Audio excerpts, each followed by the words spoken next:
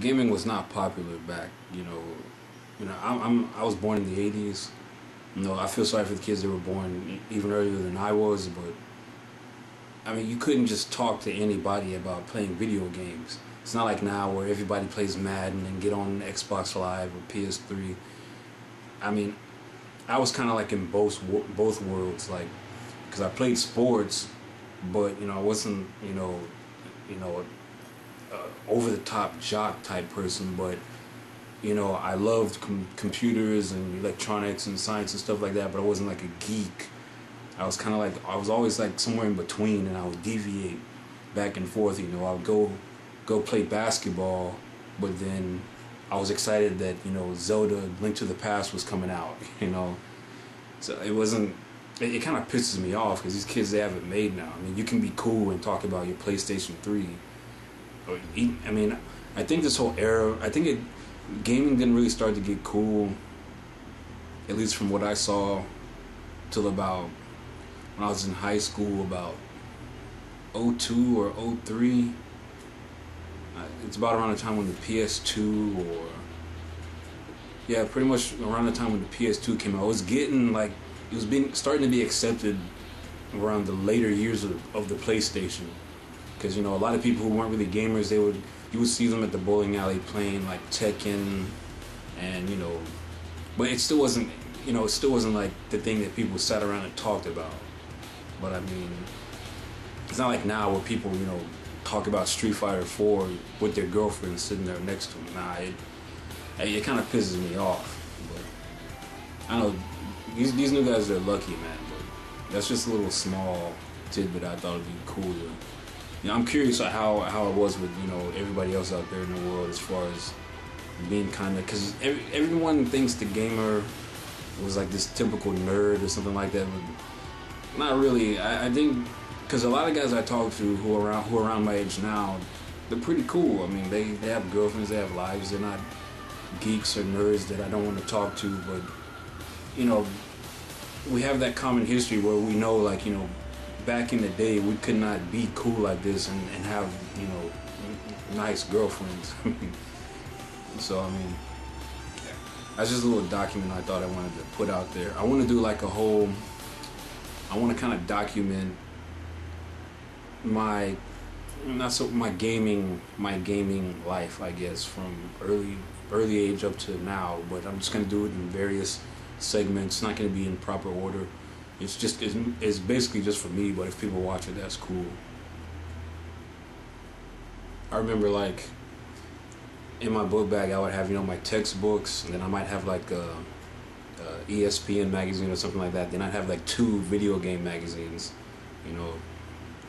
My favorite magazine was Next Generation, for various reasons. I'm probably going to do, like, a mini discussion on that, but Next Generation, me and my best friend in high school, man, that was the magazine. I mean, you had GamePro, you had all the PlayStation, all that, but the magazine that we were serious about reading was Next Generation. And I remember I had got, back in like 95 or 96, I can't remember. I remember I actually had the first issue of that magazine, and I threw it away because I thought that I was younger, and I thought that it was like, a cheap magazine that nobody. It was just one of those knockoff magazines that people send out there. Hey, you know how when a new magazine comes out and they try to get you to read it, but it's just like it's like any other magazine. I thought it was going to be that. I didn't know years later I would, consider that like the definitive gaming magazine. But I'll be sitting in class, I finish my work, and then I would put my gaming magazine inside of my book, and I would just sit there and be reading it, like checking out Final Fantasy 8's coming out. I'll be reading that, and then I go to basketball practice and come home and play Ocarina of Time, stuff like that. People don't know that because they think that every gamer is like some huge nerd that just sits there and just talks about science and stuff like that, which we do talk about that, but I mean, you don't have to look like, you don't have to fit inside a particular category of what society expects you to be like. I mean, I'm just myself, but that's just gaming has always been a big part of, you know, who I am, I guess. Day one, I consider myself a day one person, you know.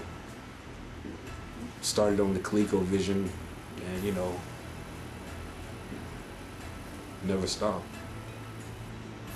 But it was always kind of weird, because you then, I don't know if anybody can really relate to this, but you then start to develop like certain sets of friends that you know you can kind of talk to about certain things, like, and I wouldn't necessarily call all these people my friends, but you know, you have your certain, you know, I guess, cliques or people you know that you can discuss, you know, gaming with.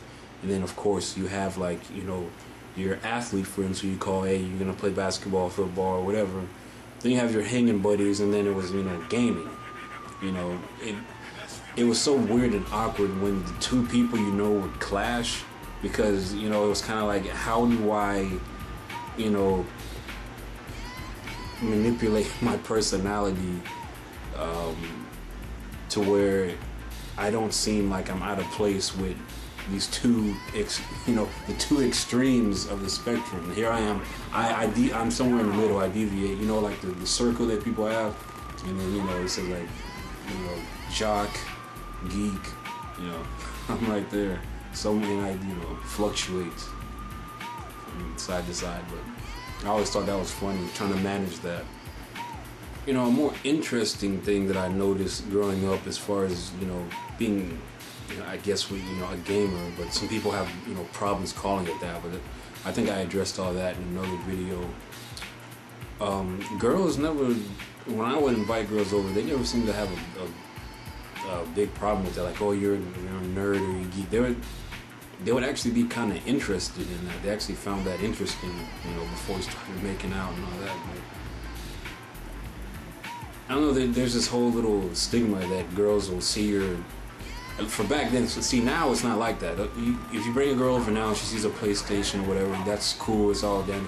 But back then, it was actually like, people would actually have to think about, you know, should I put my Super Nintendo up, or, you know, like some crazy, stupid crap that you would think is stupid now, but back then you actually had to think, like, dude, I want these chicks to see, like, my Atari, Coleco, PlayStation, Saturn, Dreamcast, PlayStation 2 all out on, you know, you actually had to think, is that a good idea? You know, first impression of the girls that you wanted them to see. But now, it's, you know, you guys are a bunch of lucky bastards, man. I mean, it's like considered a part of the culture now.